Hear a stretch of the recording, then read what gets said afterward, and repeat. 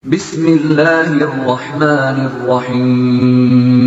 ولتكن منكم أمة يدعون إلى الخير ويأمرون بالمعروف وينهون عن المنكر وأولئك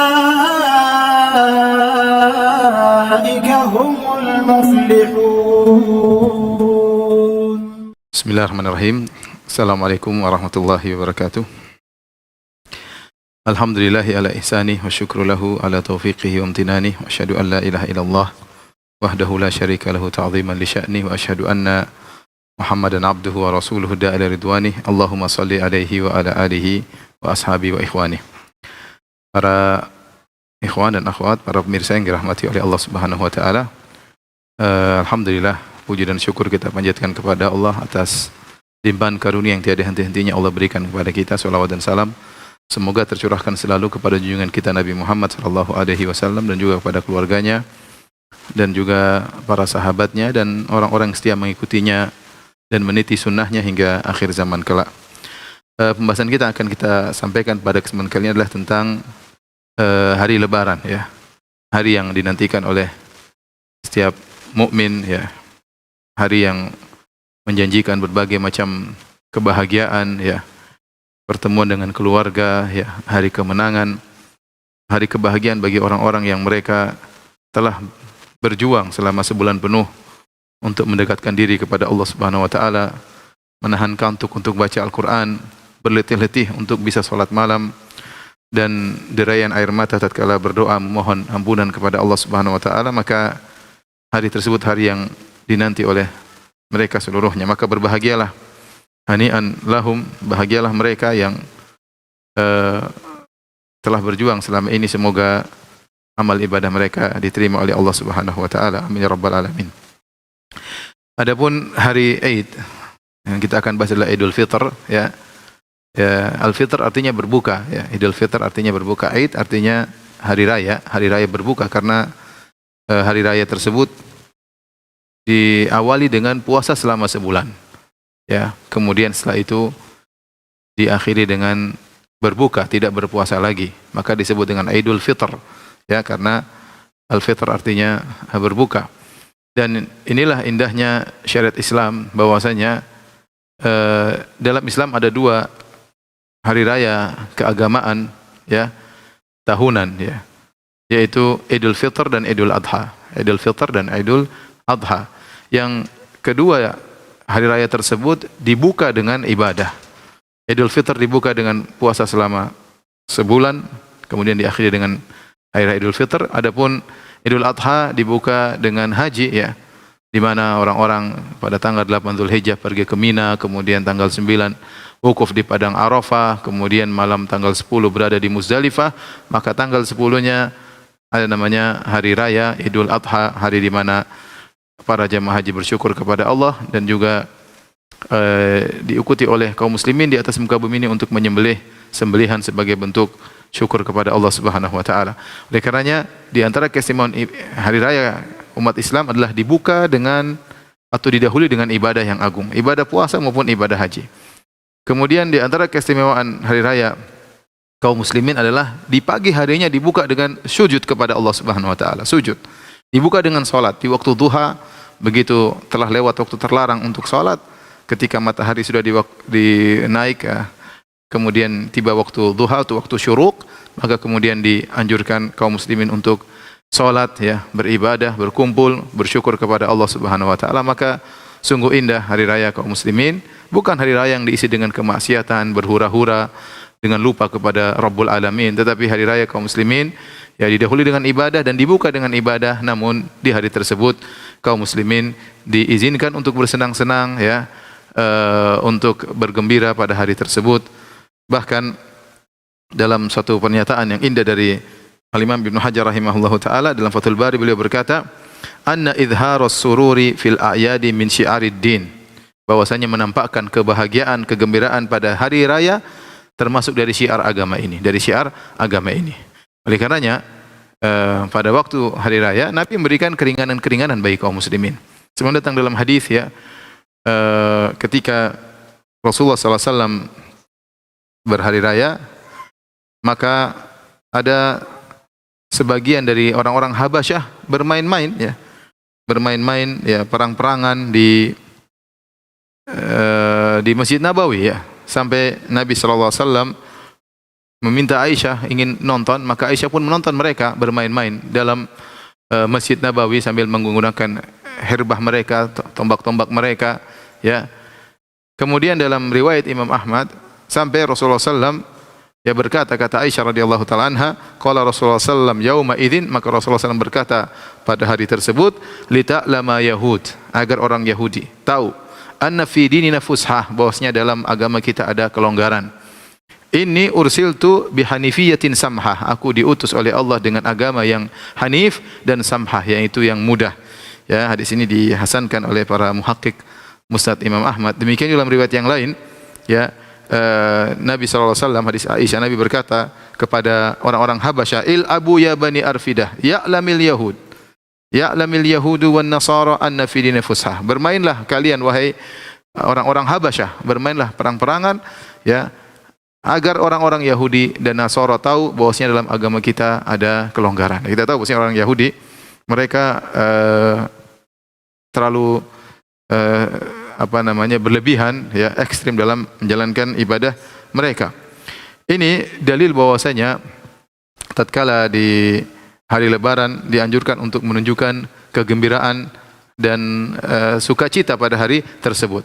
Di antara dalil yang menunjukkan akan hal ini juga sebagaimana dalam hadis yang masyhur dari hadis Anas bin Malik radhiyallahu taala anhu, beliau berkata, qadiman Nabi sallallahu alaihi wasallam wa li ahli al-Madinati yawmani yal'abuna fihima.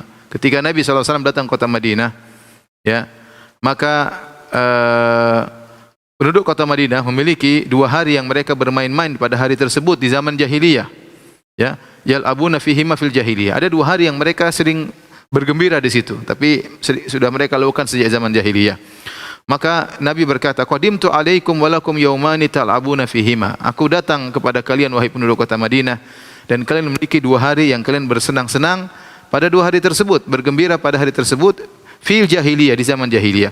Wa qad abdalakumullahu bihima khairan minhuma. Maka Allah telah menggantikan 2 hari senang-senang kalian tersebut dengan 2 hari yang lebih baik daripada 2 hari ini, yaitu yaumun nahar wa yaumul fitr, yaitu hari Idul Adha dan juga hari Idul Fitr ya, hari Idul Adha dan hari Idul Fitr ya. Saya bacakan perkataan As-San'ani rahimahullahu taala dalam kitabnya Subulus Salam mengomentari hadis ini. Wa fihi dalilun ala anna idharus surur fil aidain mandub. Ini dalil bahwasanya menampakkan kegembiraan pada 2 hari raya Idul Fitri dan Idul Adha adalah disunnahkan. Wa anna dzalika minasyari'ah allati syara'aha Allah li ibadihi, dan bahwa ini termasuk dari syariat yang Allah syariatkan kepada hamba-hambanya. Idh fi ibdali aidil jahiliyah bil aidain al madhkurain dalalatun ala annahu yuf'alu fil aidain al masyru'ain ma taf'aluhu al jahiliyah fi ayadihima. Perhatikan sini poin yang ini sampaikan. Kenapa? Apa dalilnya bahwasanya bersenang-senang pada hari tersebut dianjurkan? Kata As-San'ani, karena kata San'ani, ketika 2 hari raya jahiliyah tersebut mereka bermain-main, yal'abuna fihim. Mereka bermain-main, bermain bebas disebut permainan mereka, entah apa yang mereka mainkan, tapi intinya yal'abun, bermain-main ya. Makanya tadi Nabi berkata kepada orang-orang Habasyah, il'abu bani arfidah, bermain-mainlah kalian.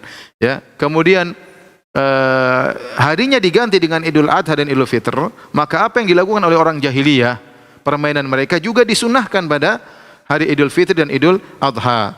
Innama khalafahum fi ta'yinil waqtain. Hanya saja yang diselisih oleh Nabi adalah masalah waktunya. Waktunya itu Idul Fitri, Idul Adha. Adapun isi dari hari tersebut bersenang-senang tetap dianjurkan. Ya, oleh karenanya beliau berkata lagi, wa amma tawsi'atu 'alal iyal fil a'yad bima hasalallahu min tarwihil badan wa bastin nafs min kulafil ibadah fa huwa masyru'. Adapun memberi kelonggaran kepada anak-anak ketika hari raya, kepada keluarga yang buat mereka bergembira, buat mereka senang ya, untuk melepaskan keletihan beribadah selama sebulan ya, untuk hari raya Idul Fitr, maka ini disyariatkan.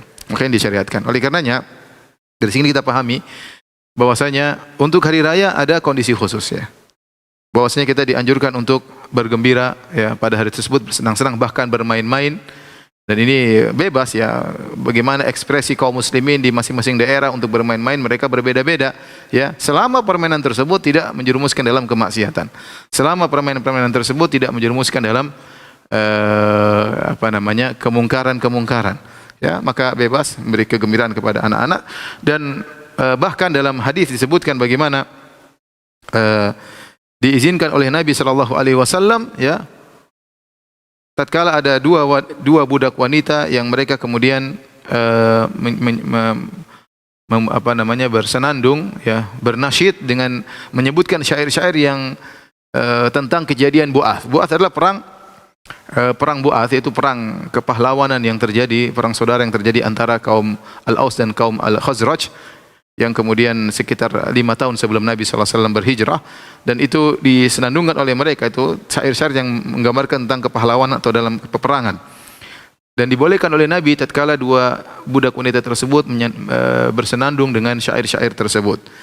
Aisyah radhiyallahu taala anha meriwayatkan, qalat dakhala Abu Bakrin wa indi jariyatani min jawaril ansar tughanniyan mimma taqawalatil ansar yauma Bu'ath.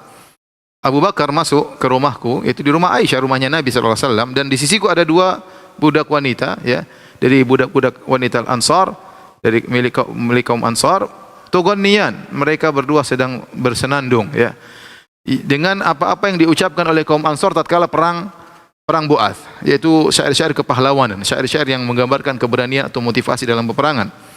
Qalat wa laysata bimughaniyataini, dan mereka berdua bukan penyanyi. Ini cuma dua budak wanita yang kebetulan, bukan khusus penyanyi, bukan. Ini dua budak wanita yang kebetulan bersenandung dengan nasyid-nasyid syair-syair. Faqala Abu Bakar ketika melihat dua wanita tersebut atau dua budak wanita tersebut sedang bersenandung syair, maka beliau pun marah. Beliau berkata, bima zamiri syaitan fi baiti Rasulillah, apakah dengan nyanyian-nyanyian syaitan di rumah Rasulullah sallallahu alaihi wasallam? Mizmar itu, kata Ibnu Hajar rahimahullah taala, maksudnya adalah berasal dari bahasa Arab yang artinya adalah saut alladhi lahu safir, yaitu suara yang ada nadanya. Oleh karenanya dimutlakan kepada ghina, nyanyian. Kemudian mizmar juga atau mizmarah, ya, diitlakan juga, digunakan sebagai ungkapan dari alat musik, ya. Tapi maksud dari Abu Bakar sini adalah mizmar, artinya lagu. Apakah ada lagu-lagu syaitan di sini, ya? Karena kita tahu di antara sarana syaitan untuk menyesatkan atau membuat lalai orang-orang adalah dengan nyanyian-nyanyian yang dilarang, ya. Dan ini sama seperti perkataan Nabi sallallahu alaihi wasallam kepada Abu Musa al-Asy'ari, laqad utita mizmaran min mazamiri ali Daud. Wahai Abu Musa al-Asy'ari, ketika Abu Musa al-Asy'ari radhiyallahu anhu baca Al-Qur'an dengan begitu indahnya, Nabi berkata, kau telah diberikan mizmar, ya. Mizmar itu suara indah, bukan diartikan oleh sebagian orang diberikan seruling, enggak, ya. Jadi mizmar artinya suara indah. Tetapi Abu Bakar mengingkari, ya, apakah ada nyanyian syaitan di rumah Rasulullah sallallahu alaihi wasallam, wa dzalika fi yaumi, dan itu ketika itu hari raya. Maka Rasulullah SAW berkata, ya Abu Bakrin, wahai Abu Bakar, inna likulli qaumin aidan wa hadza iduna, setiap kaum ada idnya dan ini adalah id kita, ya. Ini adalah id kita. Ini dalil bahwasanya boleh sampai kalau ada nasyid-nasyid dilakukan pada hari raya tersebut, maka tidak mengapa. Intinya ini semua dalil, para pemirsa yang dirahmati Allah Subhanahu wa taala, bahwasanya di antara yang disyariatkan, ya. Bahkan kata Ibnu Hajar, syiaruddin, syiar agama adalah menunjukkan kesenangan pada hari tersebut, berlapang kepada anak-anak dan keluarga, ya. Maka silakan beli baju baru, oke, ya. Kemudian bikin makanan yang enak, oke, ya. Kemudian mungkin ada permainan-permainan, silakan bersenang-senang, ada nasyid-nasyid, oke, selama bukan perkara maksiat, ya. Selama bukan perkara maksiat. Bermain boleh, bermain dibolehkan pada hari tersebut, ya. Dan berikan hal ini agar anak-anak merasa bahwasanya mereka sedang lebaran. Mereka sedang lebaran, kasih uang, kayak belikan apa, kayak, sehingga mereka tahu ini hari lebaran, mereka gembira, ya. Karena selama sebulan mereka beribadah, ya, kemudian di penghujungnya ada hari yang menggembirakan mereka, yang diizinkan oleh syariat untuk bersenang-senang. Taib, kita akan membahas beberapa hal yang berkaitan dengan fikih hari raya. Para ikhwan dan akhwat yang dirahmati oleh Allah Subhanahu wa taala, yang pertama yang berkaitan dengan hari raya yaitu kapan kita mulai bertakbir. Kapan kita mulai bertakbir? Secara umum ada dua pendapat di kalangan para ulama. Ada yang mengatakan takbir dimulai tatkala di subuh hari atau di pagi hari tatkala orang berangkat menuju ke musalla untuk salat Id, maka mereka bertakbir di jalan, ya, bertakbir dengan mengeraskan suara di jalan. Dan ini sunnah Nabi sallallahu alaihi wasallam dan ini dipraktikkan oleh para sahabat, ya.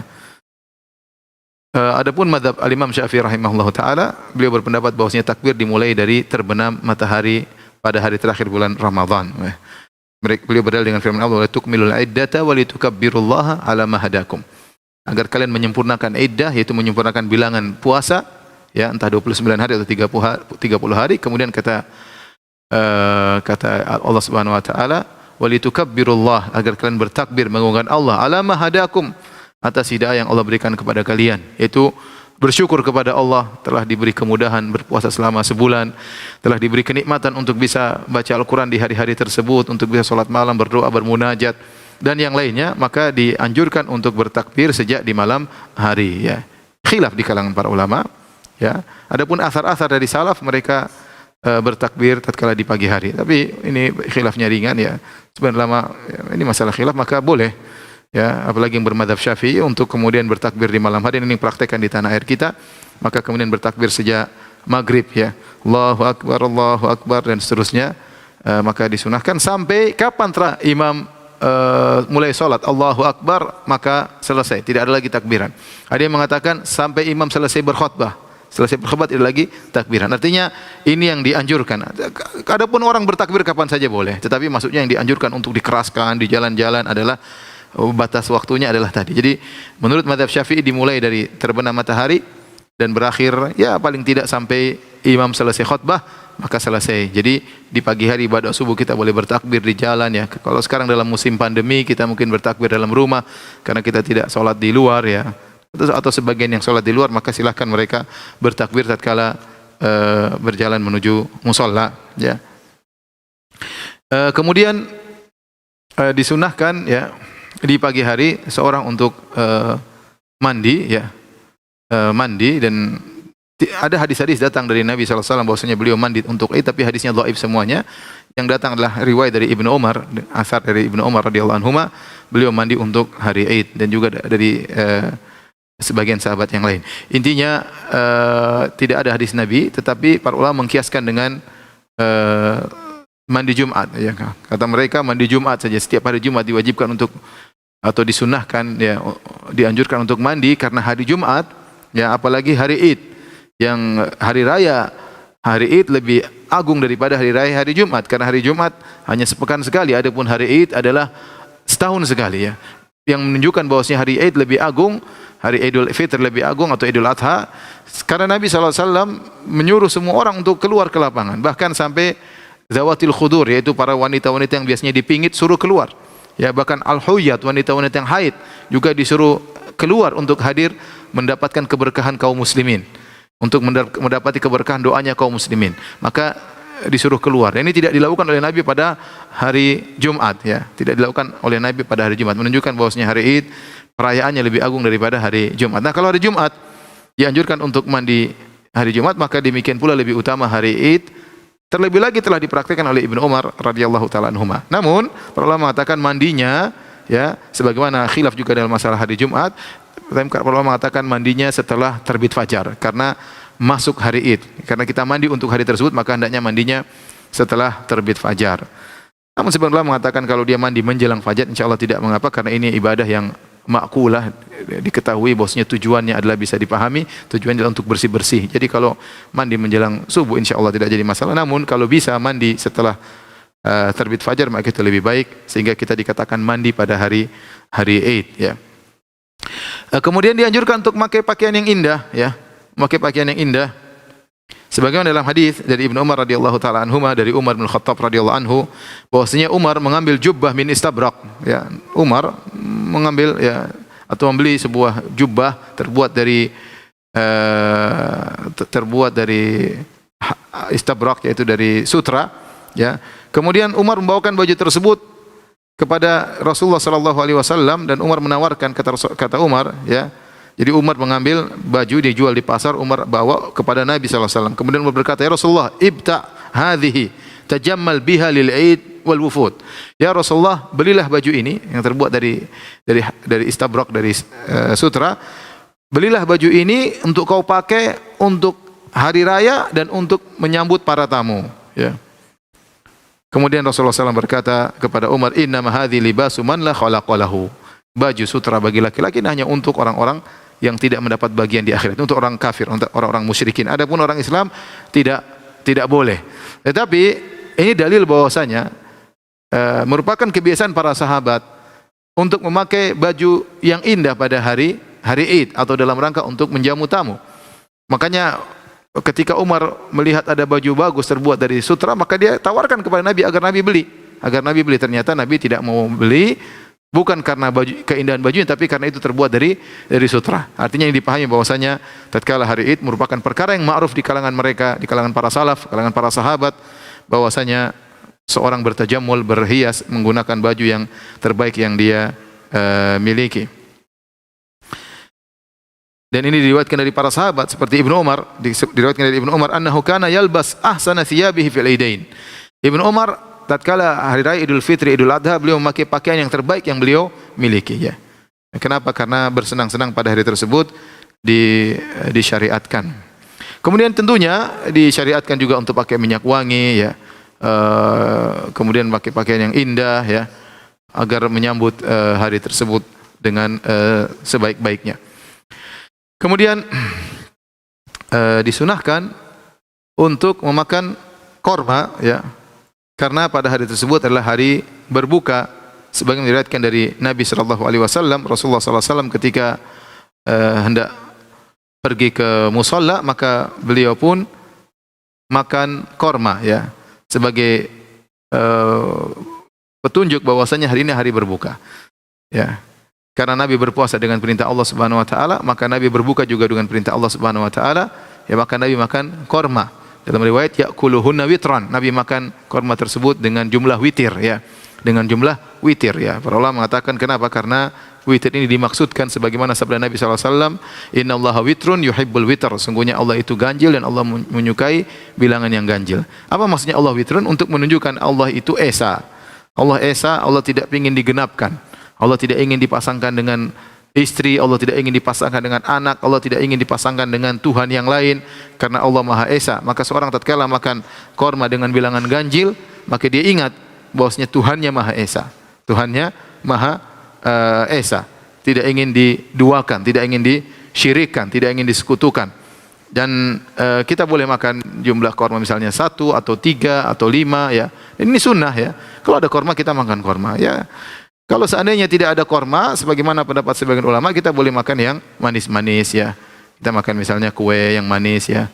Misalnya kue apa kayak 3 potong, ya, atau 5 potong, ya. Kira-kira yang ganjil, ya, sebagai pengganti korma, sebagaimana pendapat sebagian ulama. Wallahu alam bisawab.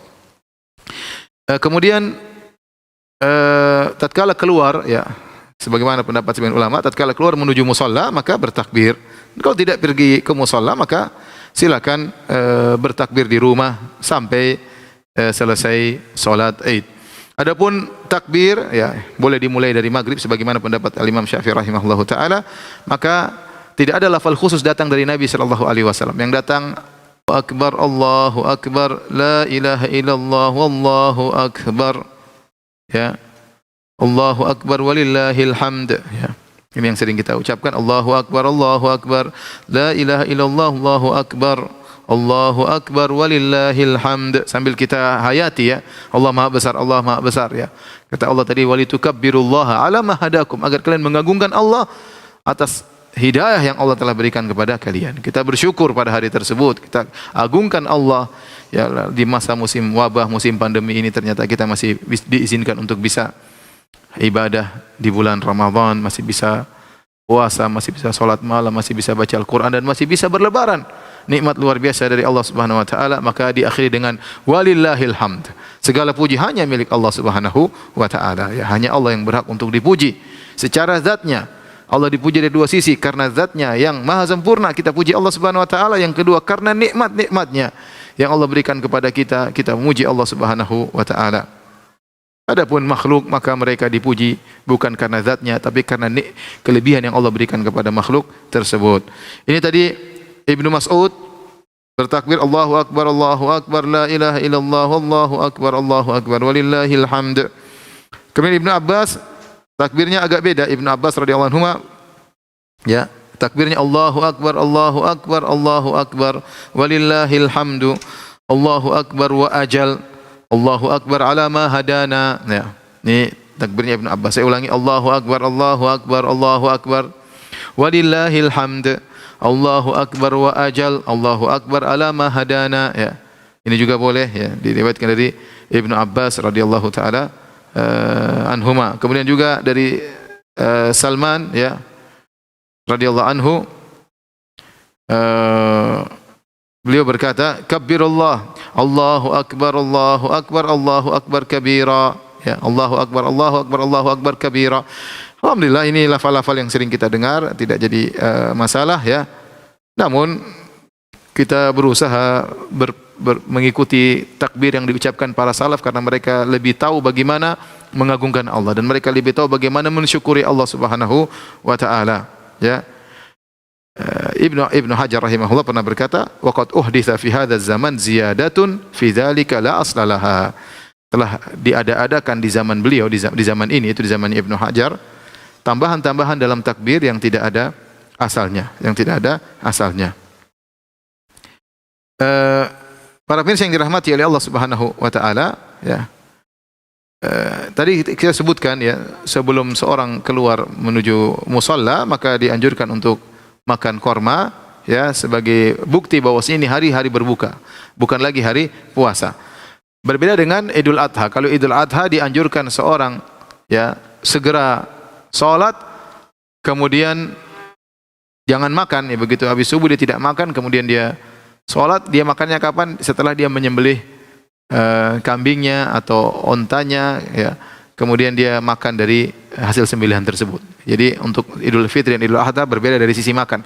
Kalau Idul Fitri makan sebelum salat, kalau Idul Adha makan setelah salat. Karena Idul Fitri tujuannya adalah untuk menunjukkan sekarang hari berbuka, sehingga makan dulu baru kemudian salat. Adapun Idul Adha adalah untuk segera menyembelih untuk bersyukur kepada Allah, maka dia makan dari hasil sembelihannya. Demikian ya perbedaannya antara Idul Fitri Idul Adha. Kemudian perbedaan kedua kata para ulama, kalau Idul Adha segera, jangan tunda-tunda. Begitu matahari sudah setinggi tombak, yaitu waktu duha, yaitu 15 menit atau 20 menit setelah sunrise, maka kemudian salat jangan ditunda. Kenapa? Agar segera bisa menyembelih onta dan kambing ya, karena tidak boleh disembelih sebelum salat.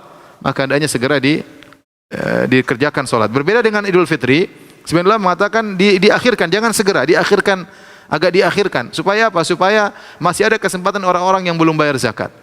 Karena batas terakhir orang bayar zakat adalah sebelum salat. Kalau membayar zakat setelah salat sah, tapi qadha hukumnya.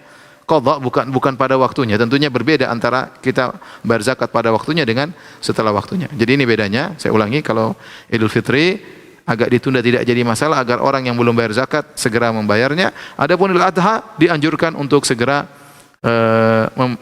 salat agar segera bisa menyembelih hewan sembelihan. Kemudian melaksanakan salat Id ya, salat Id. Adapun tata caranya kita ada khilaf dalam masalah ini ya, adapun mazhab Syafi'i, maka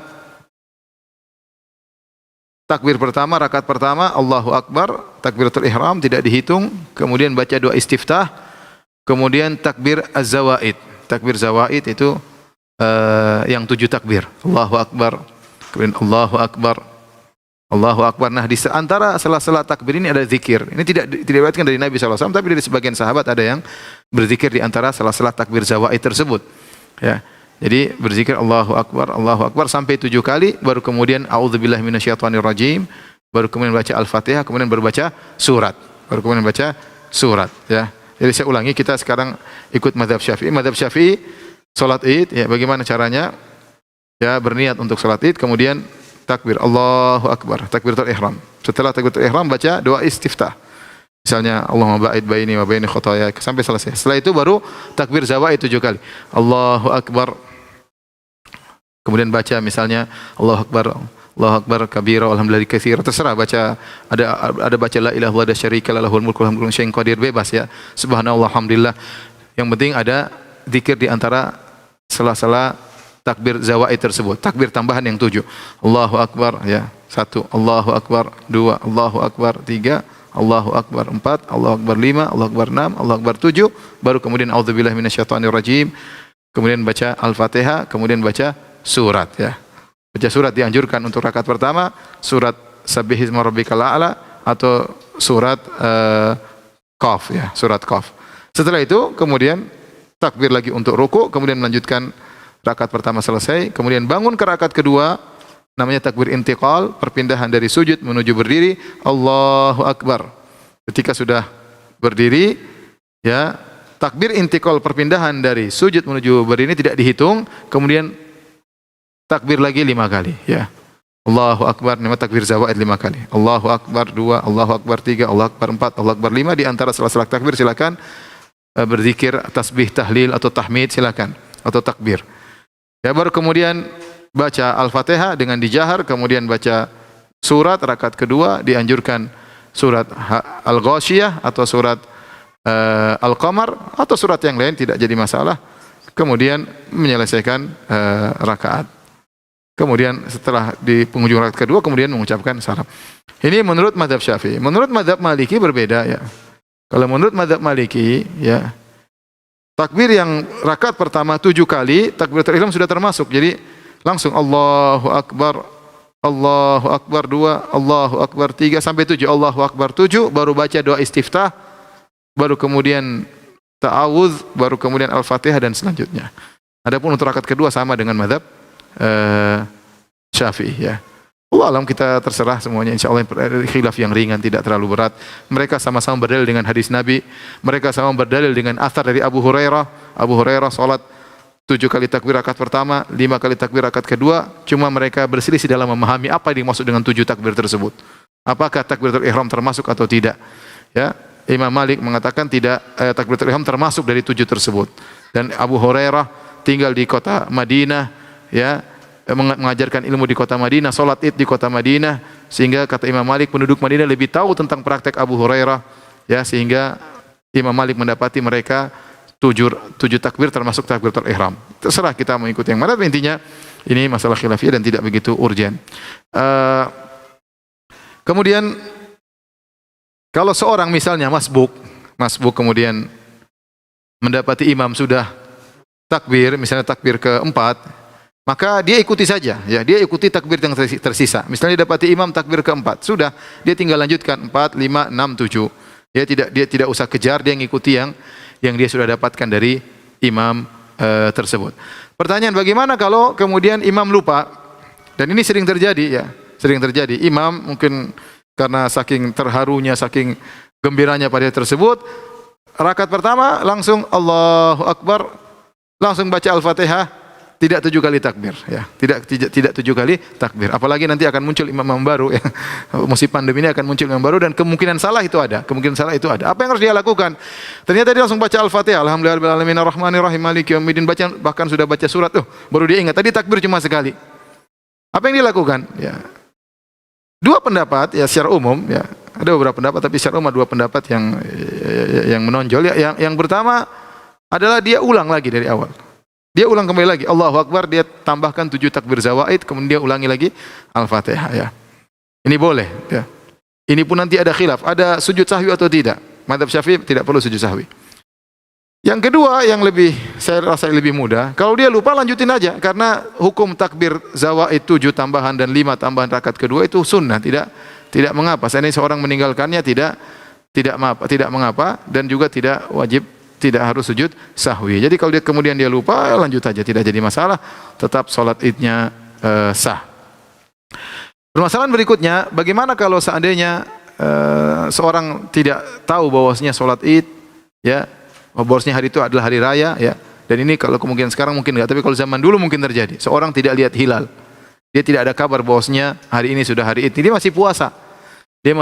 Kemudian setelah zuhur baru dikabarkan suatu kampung bahwasanya kampung sebelah sudah lihat hilal pada malam hari sehingga sekarang sudah lebaran. Tapi taunya setelah zawal. Padahal kita tahu namanya waktu sholat Id adalah sampai sebelum duhur.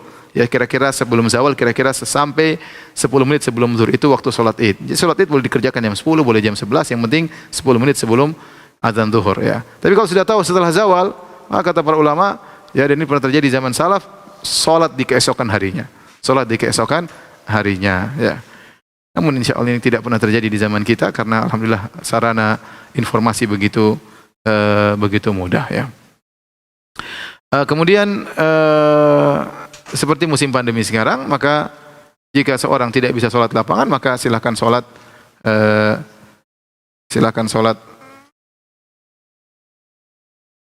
sendiri-sendiri ya, di rumah dia berjamaah dengan keluarganya, dengan anak istrinya. Bahkan pendapat yang kuat, jika tidak ada orang, dia cuma sendirian dia boleh. Dia sendirian dia boleh sholat Idul Fitri meskipun dia sendirian ya. Sebagaimana dijelaskan oleh para ulama ya. Inilah kira-kira para pemirsa yang dirahmati oleh Allah Subhanahu wa taala, sedikit yang saya sampaikan pada kesempatan kali ini tentang fikih berkaitan dengan Idul Fitr ya. Alhamdulillah kita sudah berada di penghujung hari terakhir di bulan Ramadan. Sekali lagi semoga ibadah kita diterima oleh Allah Subhanahu wa taala. Ya, semoga tilawah kita ya, kemudian juga salat malam kita, doa kita dikabulkan oleh Allah Subhanahu wa taala. Dan saya ingatkan bahwasanya setelah bulan Ramadan ya, jangan sampai kita meninggalkan ibadah-ibadah tersebut ya.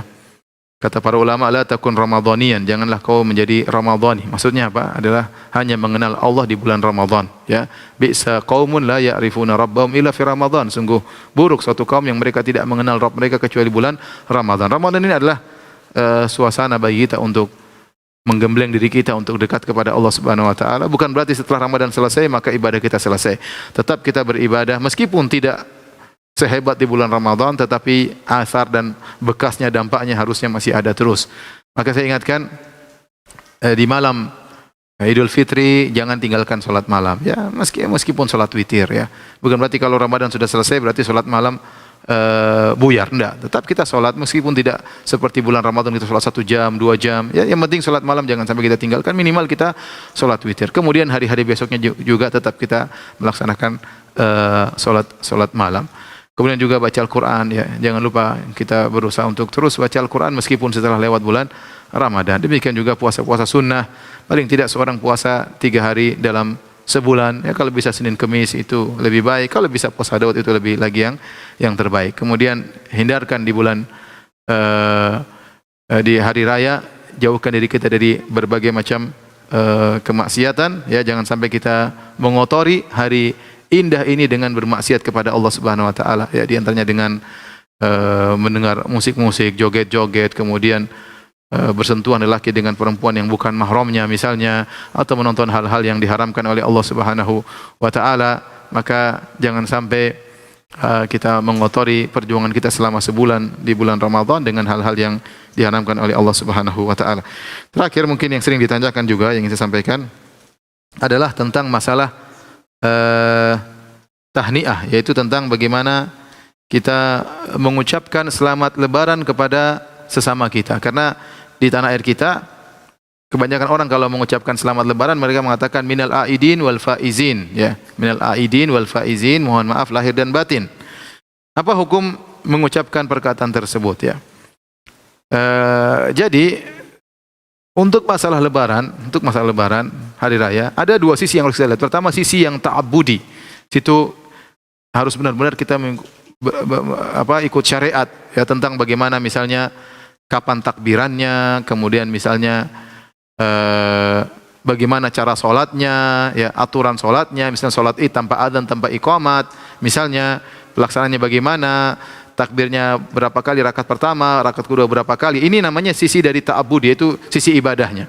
Namun di sana ada sisi yang lebih condong kepada tradisinya. Seperti tadi bermain-main di hari raya, tidak ada aturan khusus. Kita boleh bermain dengan permainan yang kita sukai selama tidak melanggar syariat Allah Subhanahu wa taala. Kemudian yang kedua dari sisi misalnya mengungkapkan kegembiraan, bagaimana kita mengekspresikan kegembiraan kita. Di antaranya adalah mengucapkan selamat lebaran kepada yang lain.